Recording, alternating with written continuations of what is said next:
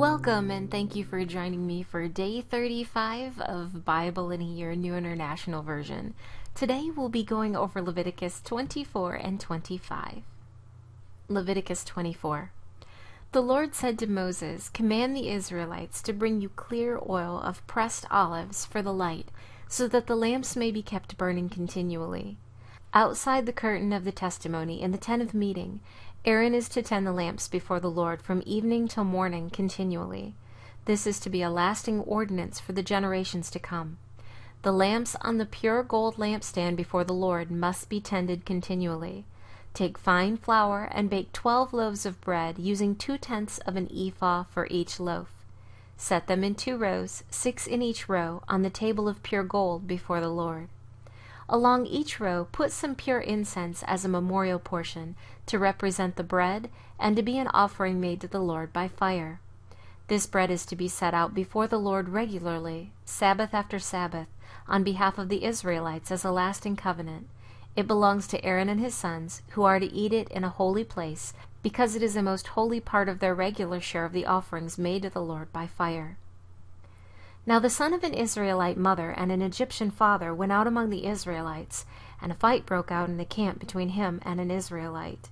The son of the Israelite woman blasphemed the name with a curse, so they brought him to Moses. His mother's name was Shelomith, the daughter of Dibri the Danite. They put him in custody until the will of the Lord should be made clear to them. Then the Lord said to Moses, "Take the blasphemer outside the camp. All those who heard him are to lay their hands on his head, and the entire assembly is to stone him.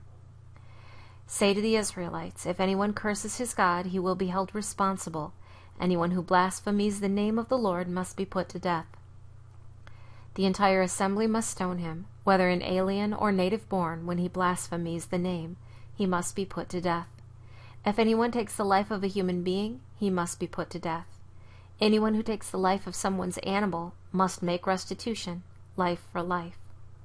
If anyone injures his neighbor, whatever he has done must be done to him. Fracture for fracture, eye for eye, tooth for tooth. As he has injured the other, so he is to be injured. Whoever kills an animal must make restitution, but whoever kills a man must be put to death. You are to have the same law for the alien and the native born. I am the Lord your God." Then Moses spoke to the Israelites, and they took the blasphemer outside the camp and stoned him. The Israelites did as the Lord commanded Moses. Leviticus 25.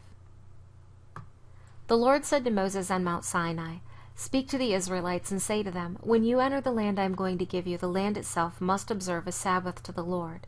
For 6 years sow your fields, and for 6 years prune your vineyards and gather their crops.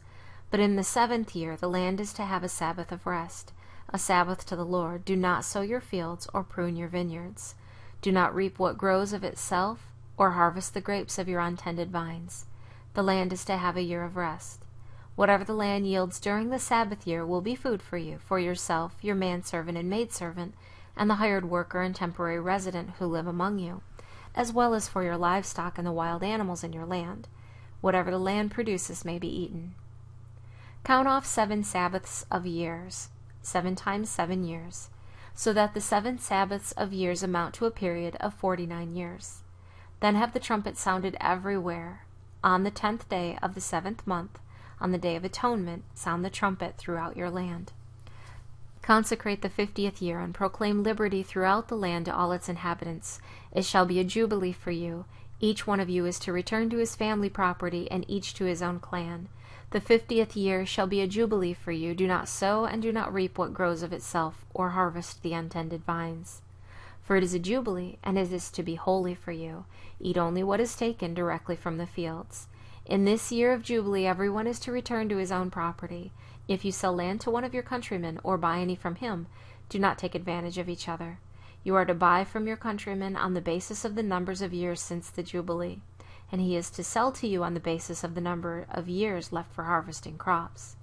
When the years are many, you are to increase the price, and when the years are few, you are to decrease the price, because what he is really selling you is the number of crops.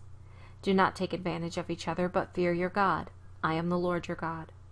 Follow my decrees and be careful to obey my laws, and you will live safely in the land. Then the land will yield its fruit, and you will eat your fill and live there in safety. You may ask, what will we eat in the 7th year if we do not plant or harvest our crops? I will send you such a blessing in the 6th year that the land will yield enough for 3 years. While you plant during the 8th year, you will eat from the old crop and will continue to eat from it until the harvest of the 9th year comes in. The land must not be sold permanently, because the land is mine, and you are but aliens and my tenants. Throughout the country that you hold as a possession, you must provide for the redemption of the land. If one of your countrymen becomes poor and sells some of his property, his nearest relative is to come and redeem what his countryman has sold. If, however, a man has no one to redeem it for him, but he himself prospers and acquires sufficient means to redeem it, he is to determine the value for the years since he sold it and refund the balance to the man to whom he sold it. He can then go back to his own property. But if he does not acquire the means to repay him, what he sold will remain in the possession of the buyer until the year of Jubilee. It will be returned in the Jubilee, and he can go back to his property. If a man sells a house in a walled city, he retains the right of redemption a full year after its sale. During that time he may redeem it. If it is not redeemed before a full year has passed, the house in the walled city shall belong permanently to the buyer and his descendants. It is not to be returned in the Jubilee. But houses in villages without walls around them are to be considered as open country. They can be redeemed, and they are to be returned in the Jubilee. The Levites always have the right to redeem their houses in the Levitical towns which they possess. So the property of the Levites is redeemable, that is, a house sold in any town they hold, and is to be returned in the Jubilee, because the houses in the towns of the Levites are their property among the Israelites.